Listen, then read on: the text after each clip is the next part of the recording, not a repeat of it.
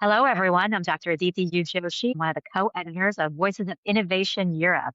We're very excited that it came out and we get to basically showcase a number of innovators from all around Europe and the stories that they have. I'm really excited to have one of the authors with me today, Dr. Mladen Milovanovic, who actually is a very old and dear friend of mine.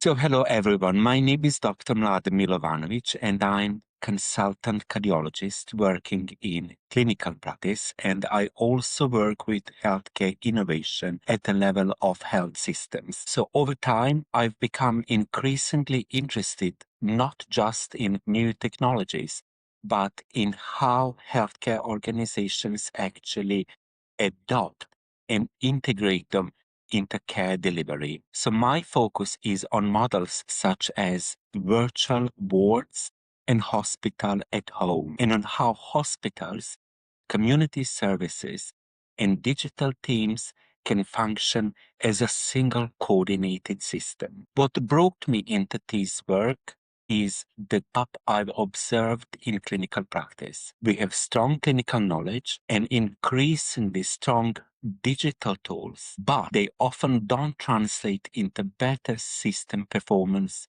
because they're not integrated into care and how it is organized. Well, so anyone who knows me personally as well knows that this is something that I am very passionate about as well, because we have great technology and we just can't get it to work in clinical workflows. And then eventually what happens is that everybody loses patients and all the clinicians who are trying to deliver great care. So that sounds as part of the core problem that you're solving. So in your solution, how does it address this type of problem and how are you seeing it work? So again, the core problem is that European healthcare systems are investing heavily in digital innovation, but many initiatives fail to scale or deliver sustained impact.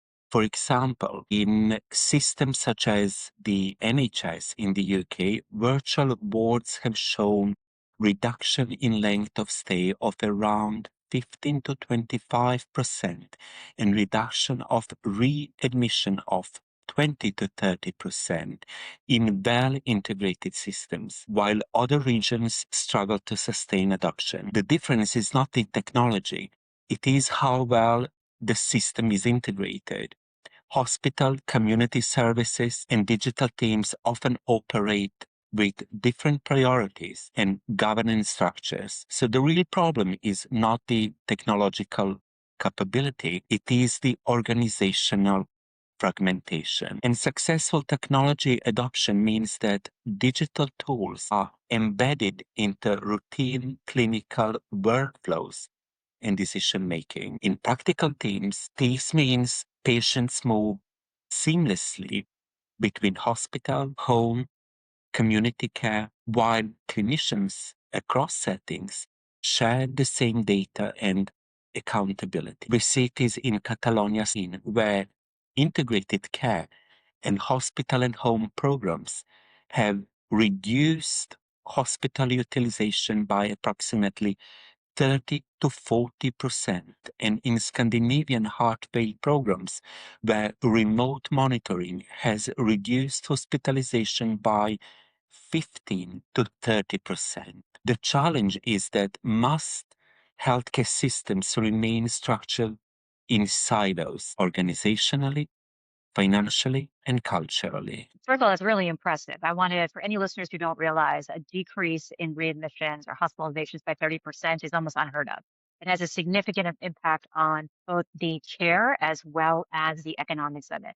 So going a little further, what is the most important lesson that you've learned from working at the intersection of innovation and healthcare systems in Sweden or in Europe in general? Right. So the most important lesson I've learned is that technology doesn't transform healthcare, but systems and culture do. The same digital solution can produce very different outcomes depending on how teams are organized and how responsibility is shared. For example, hospital and home at home works well where hospital physicians, community nurses, and digital teams cooperate under shared governance. Where they do not, the model remains limited. Innovation must therefore be approached as system transformation, not as a standalone project.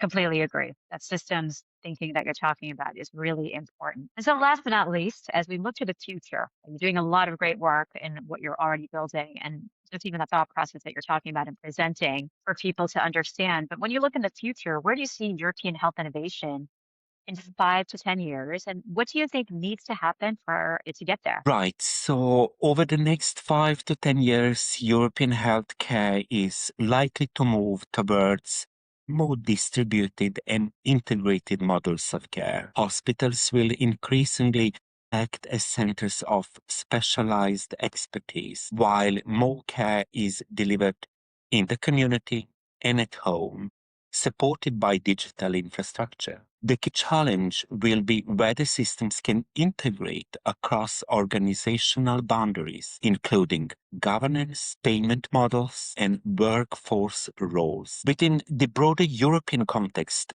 aligns with goals of resilience and sustainability. Systems that succeed will be those that combine digital capability with organizational and cultural integration. That's really wonderful. Mladen, it is always a pleasure to see you. And for all our listeners, make sure you get Voice of Innovation Europe so you can read Mladen's entire chapter and hear from a number of other innovators. So it'll be out in May, and you'll be able to get your copy either online or in person. Thanks, Mladen, for joining, and thank you for contributing. It's always great to hear what you're up to. Thank you so much. Thank you.